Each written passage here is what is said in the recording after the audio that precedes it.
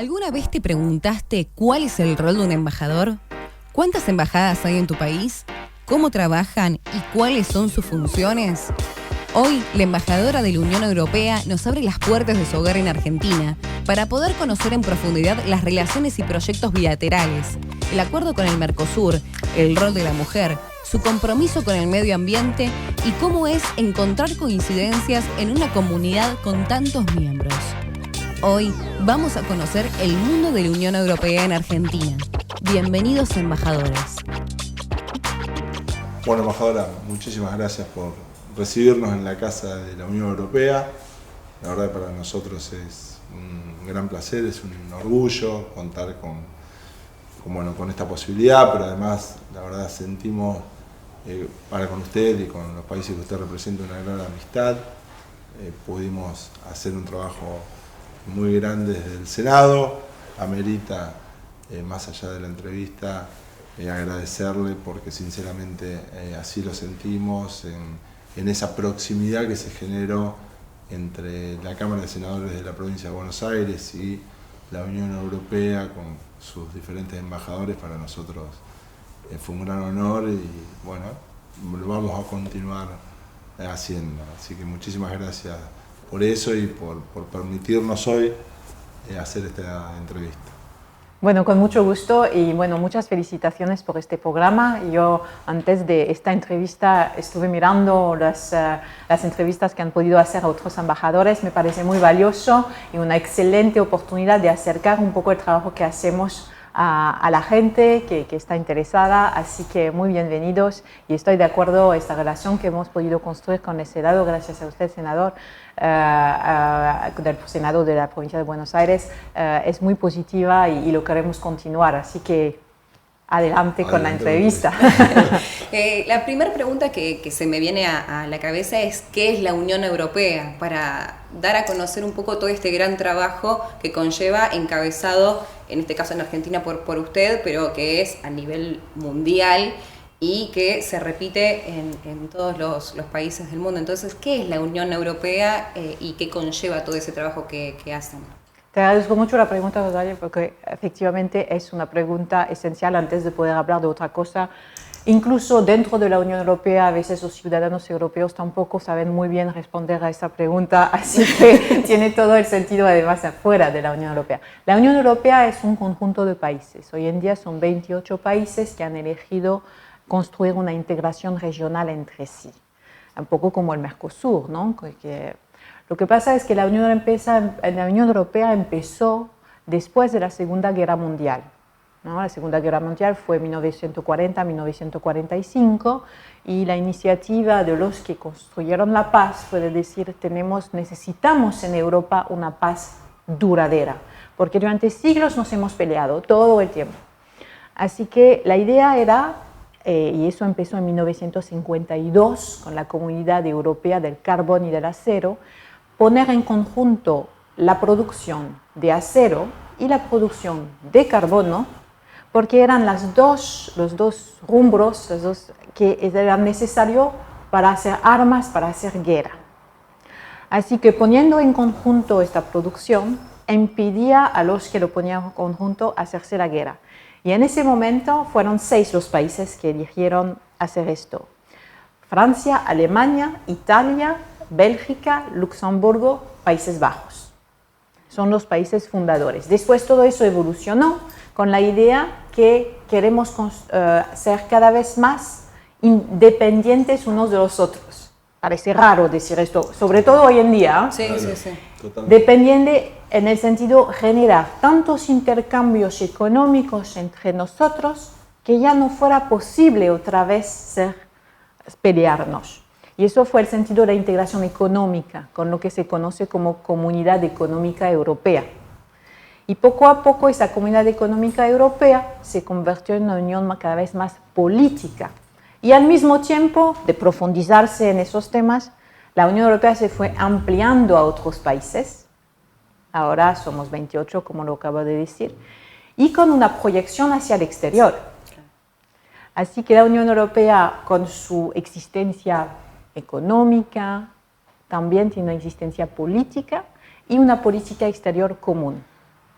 Por supuesto, cada uno de los países siguen teniendo su política exterior, pero cada vez que sea posible lo ponen en conjunto.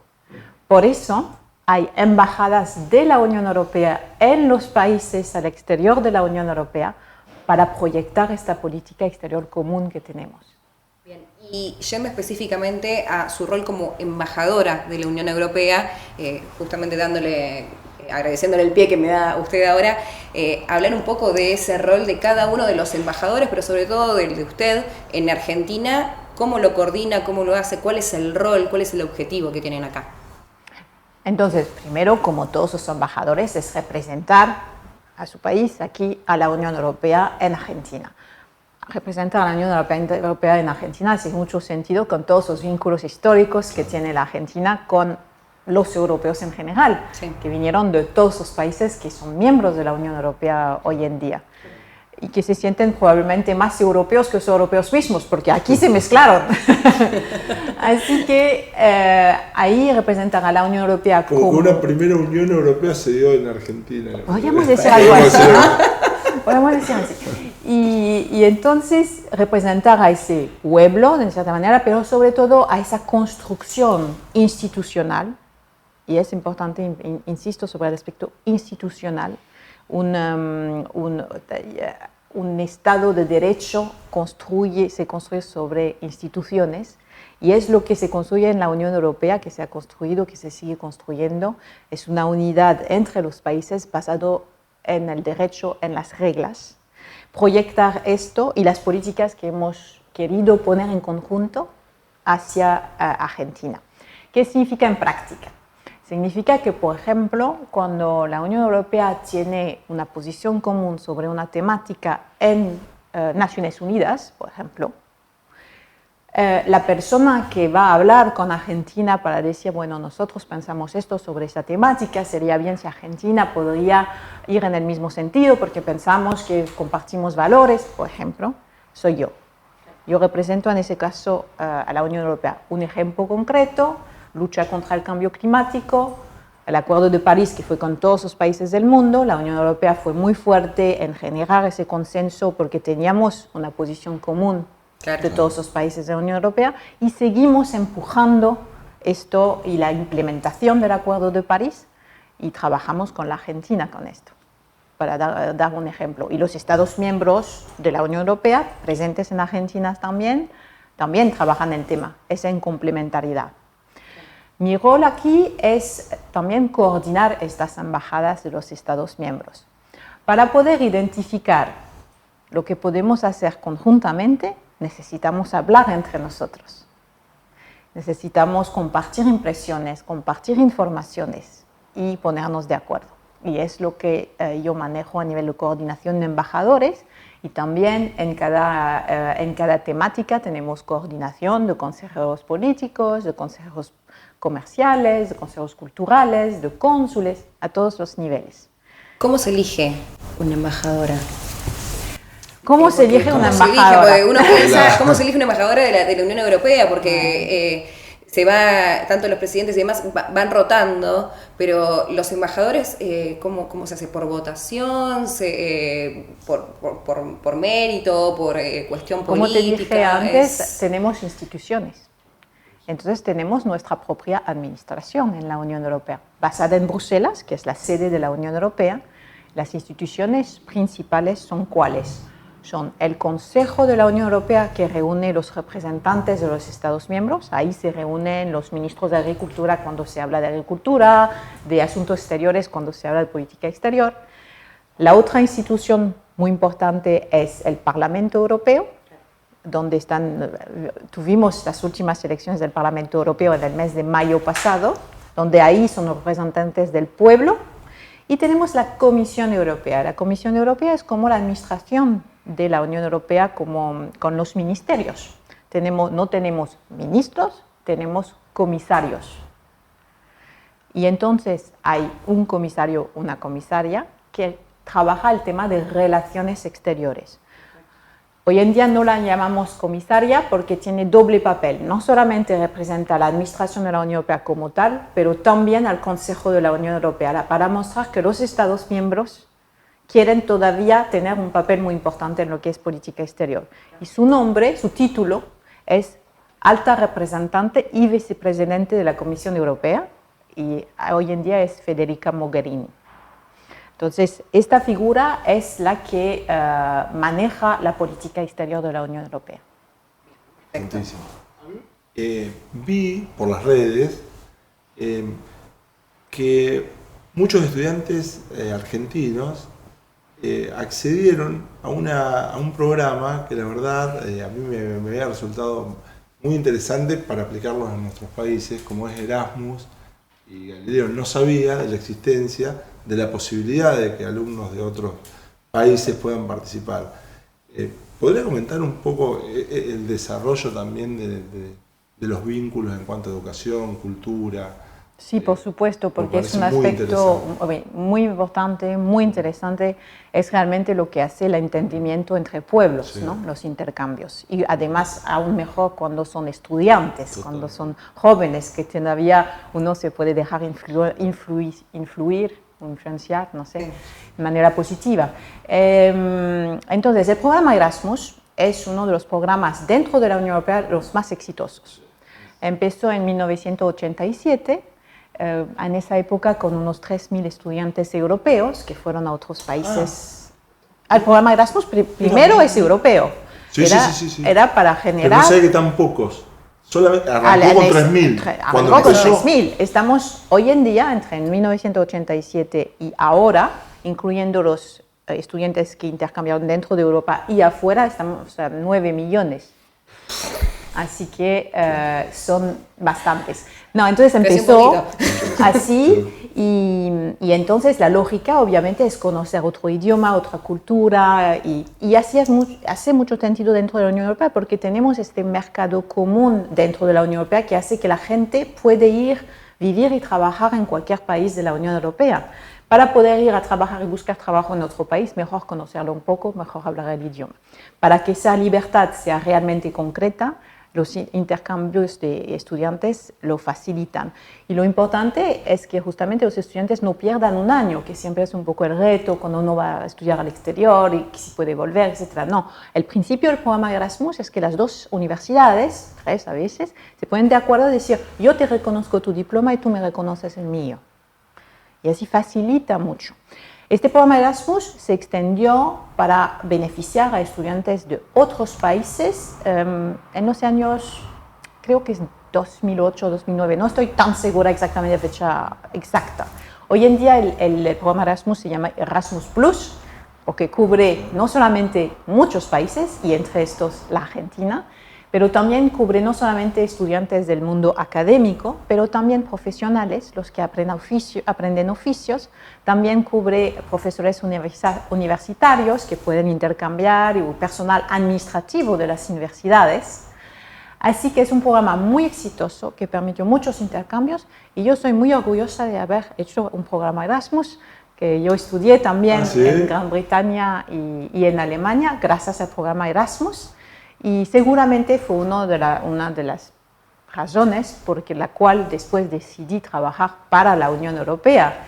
Y ahora me doy cuenta que no respondí a la pregunta de cómo fue elegida como embajadora. No, pero ¿cómo es? Entonces voy a volver a esa pregunta gracias no como usted cómo fue elegida, sino cómo son elegidos los embajadores. Pero para terminar con esta pregunta, que me olvidé en explicar todo, que la alta representante para la política exterior de la Unión Europea es la persona que elige sus embajadores, claro, obviamente, como en los países, el ministro de Asuntos Exteriores elige sus embajadores. Y como tenemos una administración con un ministerio de Asuntos Exteriores, yo pertenezco a ese ministerio y hago una carrera diplomática dentro de ese ministerio y se hace en ese contexto. Pero tenemos una particularidad, es que nosotros estamos en competencia como funcionarios de la Unión Europea, como diplomáticos de la Unión Europea, también con los diplomáticos de los Estados miembros de la Unión Europea, porque en cada uno de nuestros puestos pueden postular no solamente los funcionarios europeos como yo, pero también diplomáticos de los países miembros de la Unión Europea. Para dar un ejemplo, mi colega que es embajador de la Unión Europea en Uruguay es un diplomático alemán. Entonces, Bueno, sí. Terminamos. No, pero, Erasmus permite ser embajadora de la Unión Europea. Igual yo ya me Pues, quedo veamos. a mí me encanta porque estas entrevistas me permiten volar mi imaginación. Yo estaba pensando en postularme para el Erasmus del año que viene. Sí, yo ya estaba pensando más o menos en eso, si tenían algo con el periodismo, la comunicación, pero por un lado, para terminar lo de los intercambios, yo tuve la posibilidad a los 14 años de viajar, estuve un mes en Inglaterra. Entonces pensaba un poco en esa experiencia, en cómo te abre la mente, el choque de culturas, uno sabe distintos idiomas, tiene la suerte de eso y no queda otra que comunicarse en inglés, en italiano. Entonces uno se da cuenta que realmente el sabe programa eso. es la unión real, ¿no? Porque se generan matrimonios, noviazgos. 1 millón de bebés Erasmus se calcula en 30 años de Erasmus que celebramos el antepasado, porque fue en 2017. Y lo importante es cuando tomamos como modelo, porque, la verdad que estaba pensando, porque siempre uno piensa que hay que empezar algunos de esos programas y no, con 3.000 a hoy 9 millones, es decir, es sí la lógica de tener una política activa a través del tiempo, ¿no? Y eso es un ejemplo, me parece, a seguir. ¿Y cuántos estudiantes argentinos fueron ahora?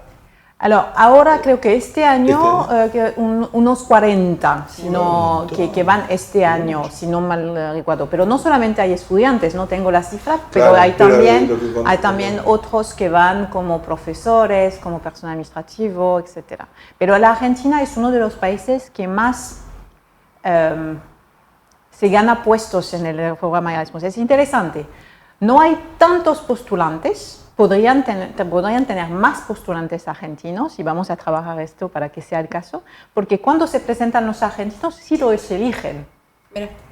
Así que algo hay ahí, ¿no? De la calidad del nivel de los estudiantes argentinos o de la apertura que hay especialmente en eso. Genial. No, para volver un poco al rol del embajador y demás, mi pregunta más que nada de cómo se eligen y demás, porque una cosa es hablar con un país específico, con un embajador específico de un país, pero con usted, o sea, no es como que tiene algo físico, por así decirlo. La Unión Europea no es un país, sino que representa varios. Entonces me gustaría hablar más que nada de esa forma de gobierno que tienen y cómo se ordenan tantos países que forman parte para que se llegue a un común acuerdo, porque me imagino que no debe ser fácil con los intereses, con las culturas, con el negocio de cada uno, ir todos por un mismo camino. Bueno, otra vez vuelvo al tema de instituciones. Claro. Es decir, es una organización muy institucional, hay miles y miles de personas que trabajan en Bruselas en la sede, además de las instituciones que te mencioné antes, el Consejo, el Parlamento, la Comisión. Hay una Corte de Justicia, claro. Hay también un banco central, hay otras instituciones. Para ponerse de acuerdo, ¿qué es? El poder de propuesta a nivel legislativo de la Unión Europea viene de la Comisión Europea. La Comisión Europea tiene el monopolio de la propuesta legislativa. Ahora sí, el Parlamento también puede poner en ciertas condiciones, pero al principio era así, entonces simplifico. Después propone un texto, ese texto va al Consejo y al Parlamento Europeo. El Parlamento Europeo lo discute en comisión, hace enmiendas, etcétera, etcétera. Lo mira el Consejo, igual, funciona un poco como dos cámaras, ¿no? Claro. Pero obviamente no son los ministros que van a hablar de la tasa de pesticidio en los productos agrícolas tal o tal. Eso no es posible. Por eso hay todo un trabajo previo que se hace a nivel de lo que son las embajadas de los países miembros antes la Unión Europea, que las llamamos representaciones permanentes. Y entonces ahí hay gente que trabaja en grupos de trabajo del Consejo y que hablan de la tasa de no sé qué y de que si es mejor esto, y se ponen de acuerdo, y suben el nivel y hasta que tengan un texto casi, y si realmente una cuestión política importante llega a nivel ministerial, pero si no, normalmente aprueban sin tener que discutir ni a nivel ministerial. Y hay dos tipos de actos legislativos. Hay los reglamentos y las directivas. Los reglamentos son actos legislativos que cuando están decididos se implementan directamente en los países miembros. No pasa por el sistema legal de cada país, es directamente aplicable. Y si no se implementa, el ciudadano que dice no se está implementando la norma tal, va a su corte de justicia en su país para hacer sancionar lo que no se está aplicando, por ejemplo. Y el otro acto legislativo es la directiva. Y la directiva dice, bueno, nuestro objetivo común como Unión Europea es llegar a bajar las emisiones de gases de efecto invernadero en 50% para el 2050, en comparación con los niveles que teníamos en 1990. Para esto, cada país va a hacer políticas para llegar a este objetivo y tiene hasta tal fecha para cumplir, para implementar, etc. Y eso son las dos formas. Es el lado B que me fascina como para entender un poco ese mundo, me encanta. A mí me gustaría hacerle dos preguntas. Una en relación a cómo ve la Unión Europea el avance o retroceso, en qué situación estamos en relación al cambio climático, a la agenda, al Acuerdo de París, después la agenda de la ONU. Y la otra pregunta era en relación a si la Unión Europea pudo avanzar en algo que nosotros realmente, y lo digo ya como legislador, no en este rol de periodista incipiente, que es en cuanto a la protección de los datos en la red. O sea, esa discusión, ¿en qué situación está?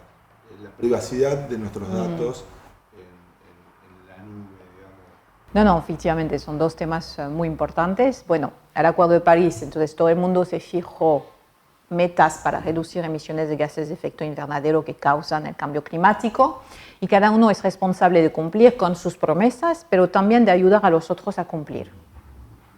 Eso es el sistema que después, el sistema de corresponsabilidad, se implementó para el acuerdo, para la Agenda 2030 de los Objetivos de Desarrollo Sostenible, donde fijamos una serie de objetivos de desarrollo sostenible y donde cada uno tiene metas y que todo el mundo está responsable por cumplirlas, localmente y afuera. Y entonces, dentro de la Unión Europea, en términos de nuestros compromisos, en el momento actual estamos sobrepasando nuestras pretensiones. Entonces hemos bajado las emisiones de gases de efecto invernadero en más de 20% en comparación con los niveles de 1990 y tenemos metas progresivas, como decía, hasta 2050 para bajar de más de 50% nuestras emisiones. Y esto está en curso. Pero también tenemos una política de apoyo a otros para que puedan cumplir con sus metas, reconociendo que, bueno, los países más desarrollados también hemos contaminado más. Así que hay que poder compartir esto. Y entonces, para dar el ejemplo de Argentina, estamos en Argentina. Sí, ustedes hacen varias limpiezas y ayudan con eso. Alors, tenemos varios programas.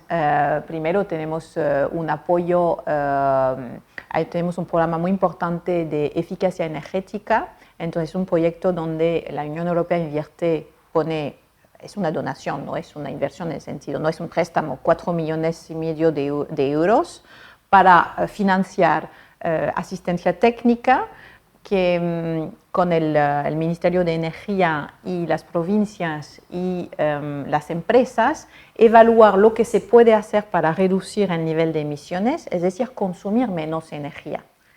Porque obviamente reducir emisiones no es solamente, obviamente generar energías renovables, pero también es consumir menos energía. Y entonces, ¿cómo consumimos menos? Bueno, consumimos menos cuando aislamos las casas para tener menos calefacción o menos aire acondicionado. Para empresas es igual, como para industrias tienen que ser procesos que van a ahorrar energía y entonces generar menos emisiones. Bueno, estamos en este programa que funciona muy bien, estamos muy contentos de los primeros resultados y mucho ánimo de parte de los actores para implementarlo. Eso es una parte. De la otra parte tenemos un gran programa que se llama Euroclima, que no es solamente para Argentina, es Unión Europea, América Latina y Caribe. Tenemos muchos programas que son birregionales. Hago una parte, ¿por qué? Porque nosotros promovemos la integración regional afuera de la Unión Europea, porque pensamos que así funciona el mundo mejor. Bueno, es otra cosa. Pero entonces, sobre el cambio climático también. Y lo que hacemos en esto es apoyar a que los países latinoamericanos se pongan juntos para establecer estrategias que puedan comparar, porque obviamente es una cosa estar en Alemania, donde hacen reciclaje de residuos desde hace 50.000 años, donde intentar hacer lo mismo en un país que tiene no el mismo nivel de cuidado de esos temas desde hace tanto tiempo es difícil. Mientras cuando países que más o menos tuvieron la misma evolución pueden poner conjuntamente cómo hacen las cosas y cómo pueden mejorar las cosas, conjuntamente intercambios de experiencia entre sí, es lo que promovemos. Es la Unión Europea que hace aquí, financia los viajes, los seminarios para que todo el mundo se hable, intercambie experiencia, trabaje juntos con los europeos, pero también entre latinoamericanos. Eso es el programa Euroclima. Y específicamente acá en Argentina, ¿trabajan mucho con el río o cómo manejan? Porque yo pienso en la contaminación, bueno, pienso en la contaminación que hay ambiental en general, pero lo primero que se me viene a la cabeza es el agua. Y todo lo que significa el cuidado, pero sobre todo la educación para que uno sepa cómo hacer la separación de residuos y todo lo que conlleva que un tema te termina llevando al otro. Ahora, eso es efectivamente ampliar el tema medioambiental. Con el Acuerdo de París hablamos de la reducción de emisiones de gases de efecto invernadero, sí, que es una cosa. Por supuesto, hay todo un abanico de otros problemas medioambientales que hay que cuidar, y entre estos, los océanos. Entre esto, el plástico, que mata, pero mata en serio. Sí, sí, sí. Entonces, sí, tenemos iniciativa. Una de esas iniciativas para hacerla pública. Debo decir que una vez nos visitó la embajadora y no dejó que abran la botella de plástico que trajeron para darle agua. Así que fue un gran ejemplo, el cual nosotros seguimos y de hecho lo quería poner. No, pero porque también depende de cada uno de nosotros, ¿no? Exacto, exactamente. La decisión de no usar plástico es cada día, pero cada día, si uno elige ir o pedir que le lleven comida, siempre hay algunas tiendas que lo llevan en cartón, si no es todo plástico. Hay que reflexionar cada vez, o la bolsa de plástico que uno le da para un medicamento que entra perfectamente o en el bolsillo o en la cartera. No decir no. Bueno, eso es un punto. Y efectivamente, para sensibilizar, tenemos una iniciativa que es mundial, lo hacemos en todos los países donde podemos, es la limpieza de playas. Y la hicimos por primera vez en Buenos Aires, en la... ¿Cómo se llama ese? En la playa de Vicente López, en el río, en la orilla del río, y la vamos a repetir. Entonces, desde ya todos los oyentes están invitados, creo que va a ser a 28 de septiembre, me dicen, que vamos a estar en la orilla del río de la Plata, en Vicente López, todos los voluntarios a recoger los residuos que no son biodegradables. La última vez que lo hicimos recolectamos, no sé, 1 tonelada, es impresionante.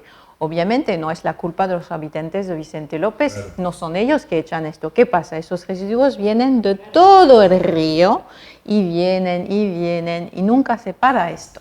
Entonces, hacer este tipo de recolecta, especialmente también con los jóvenes, permite concientizar y decir, ya no voy a usar plástico, ya el vaso de plástico que me dan, me van a decir que no. Digo, el sorbete, recién ahora nosotros estamos tomando un poco de conciencia respecto a esto, y el otro día hablaba con especialistas en lo que tiene que ver con el cuidado de los animales y demás, y decían todos los daños que generamos sin saber que lo estamos generando, pero desde las tortugas, bueno, los animales, muchos comen el plástico.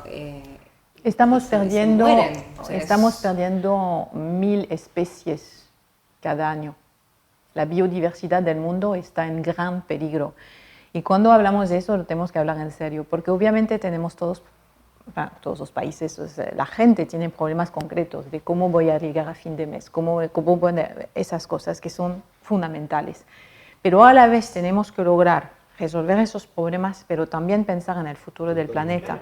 Y no es un lujo porque lo que va a pasar que si no lo hacemos, son los más pobres que más van a tener las consecuencias. Entonces, son realmente conceptos muy importantes. Y el otro tema de la protección de datos personales. El mundo de hoy es el desarrollo de todo lo que es el mundo digital, Internet, hacemos todo por Internet, hacemos todo vía redes sociales, compramos, nos comunicamos, intercambiamos y dejamos mucha información sobre quiénes somos en estos soportes. Y finalmente son pocas las empresas que están detrás. Después, ¿cómo se pueden usar los datos? Obviamente, al principio, cuando fueron creados todas estas herramientas, pensaban en voy a hacer publicidad para el producto mío, para que me lo compren, etc. Uno diría, bueno, está bien, si me proponen productos que además me convienen, ¿por qué no? ¿Cuál es el problema? ¿No? El problema es todo lo que está detrás. El problema es cómo son los otros usos de esos datos. Claro. Y hemos visto influencias en campañas electorales, hemos visto, porque como no es que se impone la gente recibe información y recibe información en función de su perfil.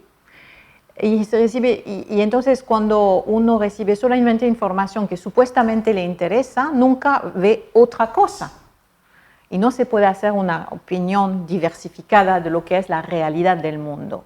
Y después puede ir mucho más allá, y espero que nunca será el caso, pero que controlar la vida de la gente, y eso hay libros muy conocidos como 1984 de George Orwell, donde se controla a la gente y a lo que hacen, porque se sabe todo lo que hacen. El famoso Gran Hermano. ¿Cómo? El famoso Gran Hermano, el ojo que todo, bueno, exacto. Que todo lo ve. Entonces, sí. Eso hay que ser consciente que eso puede ocurrir, no estamos aquí por el momento, obviamente, pero tenemos que de una cierta manera protegernos de esto. No hay que rechazar el progreso científico y la tecnología, eso es imposible y no es deseable, pero sí crear el mundo ético alrededor de esto. Y eso efectivamente es el papel del legislador. Estoy completamente de acuerdo con usted, senador, que no podemos, como somos en democracia, tenemos que debatir. La democracia es lenta, por definición la democracia es lenta, porque justamente consulta, genera consensos y puede llegar a normas que son aceptables para todos. Pero no hay tiempo, porque esas tecnologías van muy rápido. Sin embargo, la Unión Europea, de nuestro lado, hemos tomado efectivamente el tema muy en serio y tenemos una legislación europea de protección de datos personales que se puso en marcha ahora hace más de un año, que fue bastante difícil para las empresas de poner en marcha, porque había que revisar todos los métodos de funcionamiento. Y se quejaron mucho, pero sí lo hicieron. Así que tenemos un modelo que es lo que es, que corresponde probablemente a lo que es nuestra manera de hacer las cosas y que proponemos. Y recién tuvimos la visita de la comisaria europea encargada de ese tema, que es la comisaria Jourová, vino en el mes de julio, aquí en la Argentina, y habló con diferentes autoridades para hablar de esto que proponemos, cómo podemos todos subir los niveles de protección de datos personales. Y ahí estamos a la disposición, como en otros temas tenemos diálogos, tenemos un diálogo Unión Europea-Argentina sobre tema digital, donde podemos incluir la protección de datos personales, y es uno de los campos que trabajamos con la Argentina. Me gustaría tocar dos ramas diferentes. Primero, el tema del Mercosur y, por otro lado, la relación bilateral entre la Unión Europea y Argentina. Decide usted por dónde empezamos, porque no sabría bien por dónde abarcar, si primero por el Mercosur, hablar del acuerdo y demás, y después hablar de las relaciones que tienen, o primero el hecho de la relación que ustedes tienen específicamente con el país para después llevarlo a...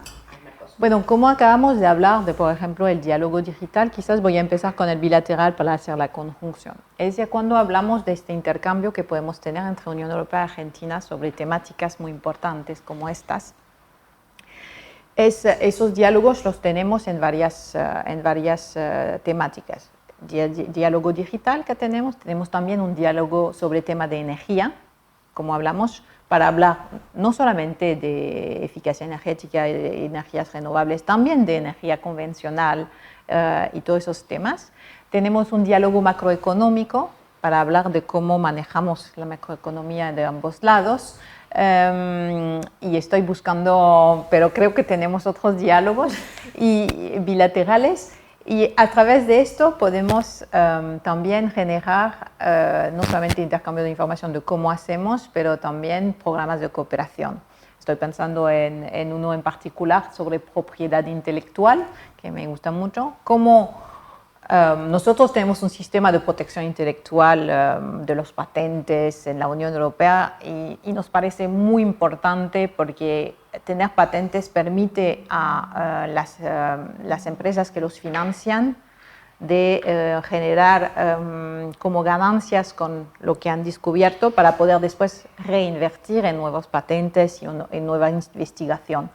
Entonces, ese sistema de protección de propiedad intelectual, también tenemos un programa de cooperación con varios países de Latinoamérica y en Argentina especialmente, se llama IP Key, donde trabajamos con las autoridades de acá para elevar el nivel de sensibilidad y de cómo se puede hacer en función de las prioridades que hay aquí en materia de protección intelectual.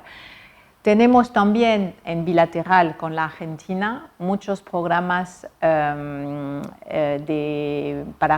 la igualdad de género, para la lucha contra la violencia contra la mujer, para el empoderamiento económico de la mujer.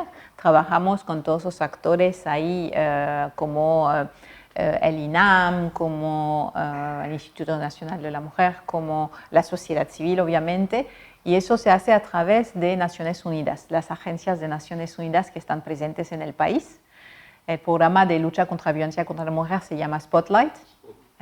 Tiene un presupuesto por el momento de unos 4 millones de euros que podría extenderse y está activo en la provincia de Buenos Aires, en la provincia de Jujuy y en la provincia de Salta.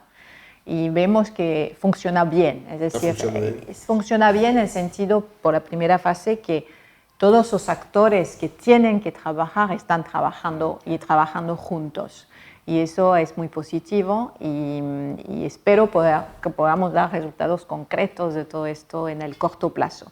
Y el empoderamiento económico de la mujer es obvio que es necesario una sensibilización, un trabajo con las empresas y entonces apoyamos a las empresas que quieren dar más espacio para la mujer para desarrollarse, hacen un plan de acción, les apoyamos a formular este plan de acción con especialistas, consultores y financiamos esto, por ejemplo. También tenemos un programa, entonces afuera de esta temática de igualdad de género, en bilateral, sobre el tema migración. Migración es un tema mundial. Ustedes saben las dificultades y la crisis de migración que hemos podido tener en Europa y sobre la base de esto hemos promovido en Naciones Unidas un compromiso global que la migración es un problema global, no es un problema de un país que es el más cerca del problema.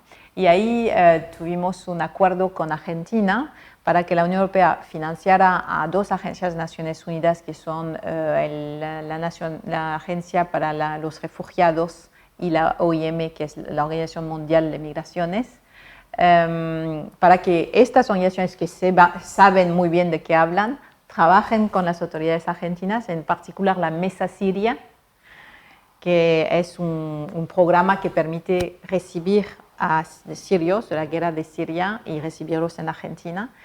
Ese programa funciona bien y hoy en día lo que se aprende a través de ese programa también se beneficia a otros migrantes y especialmente a los venezolanos que son cada vez más en Argentina. Así que también es otro programa bilateral. Hay otras cosas, no voy a entrar en todo. No, pero es muy amplio. Con el tema de la mujer me quedaría horas charlando, porque es algo que me interesa, sobre todo del programa Spotlight específicamente. Por suerte se dio a conocer el trabajo, pero el rol de la mujer sé que también es una bandera muy propia de usted y de cada una de las mujeres. Está buenísimo que se empiece a discutir más que nada ese lugar en un marco global, que se empiece no sé si tanto el empoderamiento, pero sí el rol que una mujer puede hacerse cargo de absolutamente todo, igual que el hombre. No sé qué opinión tiene con esto, y como embajadora también siento que debe ser un poco la bandera propia que debe llevar, de poner a la mujer en un lugar mucho más importante del que creo que se le está dando mundialmente. Sí, efectivamente es una evolución mundial, primero. Es un eje muy importante de la política exterior de la Unión Europea, no es solamente una bandera propia, que sí, efectivamente estoy comprometida con el tema, pero es una política que tenemos en todos los países del mundo. Como mujer digo, yo también desde mi lado, ¿no? Todo el desafío de la igualdad entre el hombre y la mujer es que tiene que volverse una bandera de los hombres. Pero conto con el senador para eso. Yo soy una bandera. Como he dicho en otras ocasiones, sobre el tema de la violencia, que es un tema específico dentro de esto, el problema de la violencia contra la mujer no es un problema de mujeres, es un problema de hombres. Claro, sí. Pero el conjunto global de la idea de la igualdad entre el hombre y la mujer es porque toda la sociedad se beneficia en realidad. Porque al final se ha demostrado que las economías que mejor funcionan son las economías donde la mujer participa, que las empresas que mejor funcionan son donde las mujeres participan, y no porque eso es la mujer. Es decir, que si esa empresa tendría solamente mujeres, no funcionaría bien. Lo que pasa es la diversidad. Y tenemos que promover la diversidad en todos sus aspectos, hombres, mujeres, racial, todo, porque eso hace que estemos como más creativos, mejores, y entra en toda esa lógica. Recién la Unión Europea logró hacer adoptar un plan de acción a nivel de las Naciones Unidas sobre Women, Peace and Security, ¿no? Las mujeres para generar paz y seguridad, porque se ha demostrado que en los países donde hay conflictos, las soluciones más duraderas al conflicto se dan cuando en la negociación hay también mujeres y no solamente hombres. Porque hay que tomar en cuenta lo que las mujeres sufren en el conflicto y cómo son también parte de la solución. Y hay miles de ejemplos de cosas que se pueden hacer en ese campo, obviamente. Retomando un poco lo del Mercosur, me gustaría explicar un poco de qué se trata ese acuerdo y para ya inclusive ir cerrando, el hecho de qué pasa con los países que no forman parte de la Unión Europea pero que colaboran permanentemente. Me gustaría, me encanta porque voy de un lado para allá, pero creo que es necesario explicar el acuerdo que se hizo con el Mercosur, de qué se trata, y sé que es extensivo, así que todo suyo el espacio para contarlo. No, gracias. No, es un acuerdo muy importante en el sentido de que ya son 20 años que lo estuvimos negociando, no es poco. 20 años de negociación significa que todo tipo de gobierno ha apoyado esas negociaciones a pesar de no haber encontrado la solución en ese momento, pero significa que todo tipo de gobiernos de ambos lados de los dos continentes han considerado que ese acuerdo valía la pena seguir negociando a pesar de la dificultad de llegar a un acuerdo. Primero, es un acuerdo de asociación. Es un acuerdo de asociación con su componente político, su componente de cooperación y un acuerdo sobre un libre comercio basado en reglas. Lo que queremos generar a través de este acuerdo de asociación es una asociación entre dos regiones que representan 800 millones de personas, un cuarto del PIB mundial, a dos regiones que trabajan juntos y que puedan promover valores comunes en la escena multilateral. Y trabajando juntos también para los objetivos de desarrollo sostenible, etc. Entonces, esa asociación entre dos regiones. La parte comercial es un pilar muy importante de este acuerdo porque es la parte práctica. Como decía antes, ¿cómo nos hemos integrado dentro de la Unión Europea? Nos hemos integrado generando cada vez más vínculos económicos, comerciales entre nosotros, porque una vez que uno comercia, uno se entiende, uno se comprende y pasa a otra cosa. Y va más allá en la integración. Y entonces ese tema comercial es lo que se concluyó en finales del mes de junio, justo 20 años después de que se lanzaran las negociaciones. Y en este acuerdo, la parte comercial de este acuerdo, se ha negociado de manera a que se tomara en consideración las diferencias de desarrollo de cada lado a nivel industrial y a nivel agrícola, que son los dos grandes temas que uno habla, mientras también está creando muchas oportunidades por algo que no hablamos lo suficiente, que es la parte de servicios, donde ahí hay fortalezas de ambos lados y que podemos hacer mucho conjuntamente. Y este acuerdo comercial, entonces dentro del acuerdo de asociación, todavía necesita ratificarse y después implementarse, pero seguramente va a crear mucha confianza en el futuro de ambos lados. Puede también ayudar a una mayor integración del Mercosur mismo. Como saben, el nivel de integración del Mercosur no es el mismo que la Unión Europea. Y lo que pasa es que a veces, lo que pasa es que como tenemos normativa de la Unión Europea que se van a tener que respetar para poder, por ejemplo, exportar un producto desde Brasil a la Unión Europea, bueno, este producto, una vez que está hecho con normas propias a la Unión Europea, quizás se puede vender también en la Argentina. Y entonces va a generar que dentro del Mercosur también se haya más armonización probablemente de los procedimientos. Pero hay mucho trabajo que hacer, porque antes de que eso se implementara con la ratificación, etcétera, tenemos tiempo para cooperar y para que sea realmente beneficioso para todos este acuerdo. Y eso va a ser nuestro trabajo aquí. Justamente estoy segura que es la pregunta concreta que pasa ahora. Nuestro trabajo desde las embajadas de los países miembros de la Unión Europea y de la Unión Europea es justamente identificar cómo podemos, con nuestras herramientas de cooperación, generar la facilidad que este acuerdo se pueda implementar. Y, por ejemplo, estoy pensando en cosas como facilitar el traspaso aduanero, facilitar las formalidades administrativas y todas esas cosas que permiten más comerciar. Y sobre todo un apoyo a las pymes. Esto lo estamos ya haciendo. Tenemos ya un programa que se llama Alinvest que permite a las pymes mejorar su capacidad exportadora. Pero hoy en día en Argentina son, no sé, me acuerdo muy bien, 60.000 pymes y hay 9.000 solamente que exportan. Entonces hay mucho que hacer. Y nosotros estamos aquí para trabajar esto también. Perfecto, quedó clarísimo.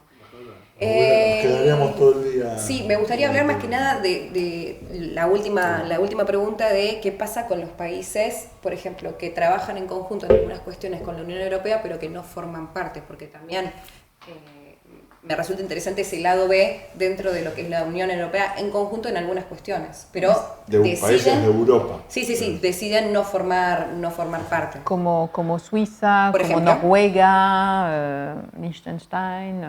Exacto, sí, o sea, ¿cuál es esa relación? Esa relación es que ellos tienen una organización que se llama en inglés EFTA, el Espacio Económico Europeo, vamos a decir, que son entonces tienen de todas maneras libre comercio con la Unión Europea total, pero están también negociando con el Mercosur, claro, para ponerse en línea. Entonces, de todas maneras, esos países están muy alineados en casi todo con la Unión Europea. Deciden no hacer parte, pero al final implementan lo que está decidido por la Unión Europea, porque es la fuerza del bloque, ¿no? Y lo más importante es que compartimos valores que proyectamos al exterior. Y eso va a seguir y probablemente también seguirá con Reino Unido cuando sale, porque efectivamente estos valores de defensa de derechos humanos, democracia, Estado de Derecho, multilateralismo, son muchas cosas que siempre tenemos en común. Embajadora, gracias. Es un placer siempre charlar con usted. Es viajar permanentemente, porque uno se nutre con cada una de las palabras que dice, así que es un placer tenerla y que forme parte de este programa. Bueno, muchas gracias a ustedes. También siempre un placer y también muy bien poder recibirlos aquí en esta embajada por una vez.